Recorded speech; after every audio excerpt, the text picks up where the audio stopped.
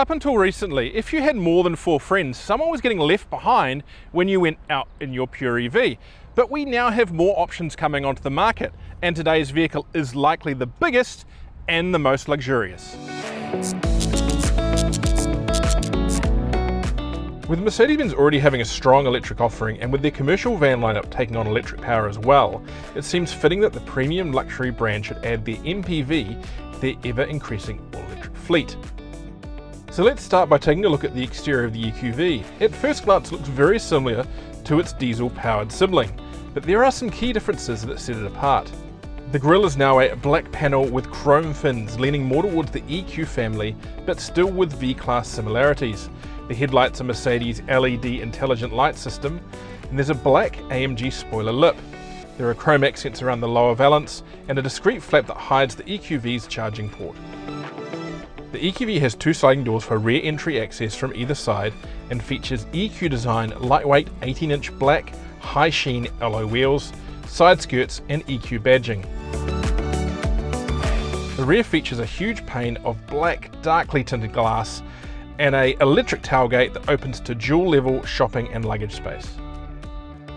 From a passenger point of view, the rear seating configuration is a 3-seater bench and 2 captain's chairs, all leather, comfortable and plenty of legroom, so ideal for a long day trip or perfect for when you come off a really long flight.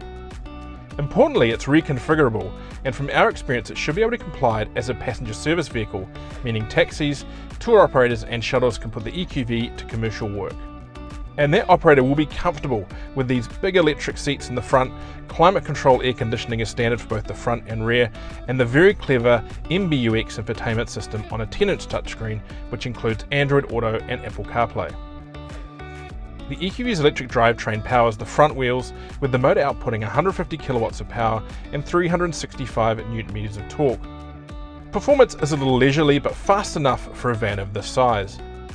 The battery is a 90 kilowatt-hour temperature-controlled unit, giving a potential range of 405 kilometers, though I would suggest 300 is really the figure you should be counting on in normal use. Charging speeds are good, but not outstanding, at 11 kilowatts AC and 110 kilowatts DC.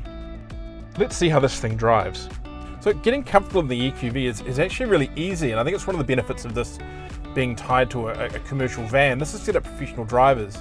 You sit quite nice and high, the steering wheel is nicely positioned, and you've got great visibility out of all these windows, so it makes what is quite a large vehicle not particularly daunting to get comfortable in.